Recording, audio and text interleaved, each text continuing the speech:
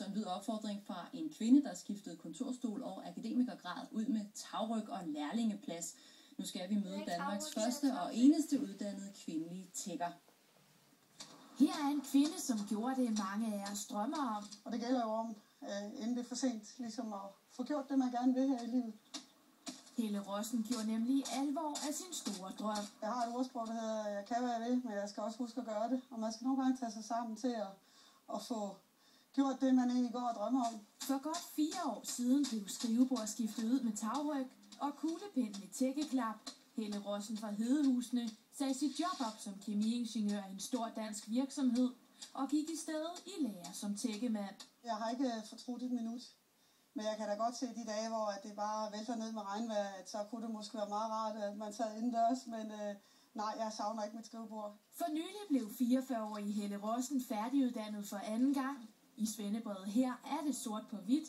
Den første kvinde i Danmark er uddannet som tækker og ovenikøbet med ros. Den gamle tækkemester er der også stolt. Han ved godt, det ikke har været 4 lige nemme år. Drengens forventninger har jo hele tiden været, at hun alligevel godt kunne følge med fysisk.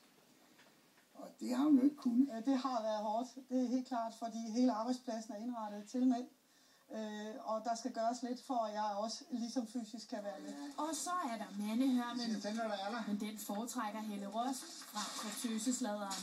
Jamen det har jo selvfølgelig været en branche fyldt af mænd, absolut. Men det har budt både på gode og på dårlige sider, helt klart. Helle har været nødt til at lægge øre til nogle ting, som ikke var sådan helt stuerene, kan man sige. Der har jeg ikke nogen problemer med at følge med. For jeg er jo det ældre om ikke andet, og knejderne der, de skal bare have lidt at vide, så... I dag fortryder Helle Rossen ikke et sekund, at hun nu også kan tilføje titlen tækkemand til visitkortet. Det har været en glæde, det har det. I det store hele har det absolut været alle pengene værd. For jeg har også gået kraftigt ned lønmæssigt. Men man skal ikke se på livet som kun penge. Det skal også være indhold.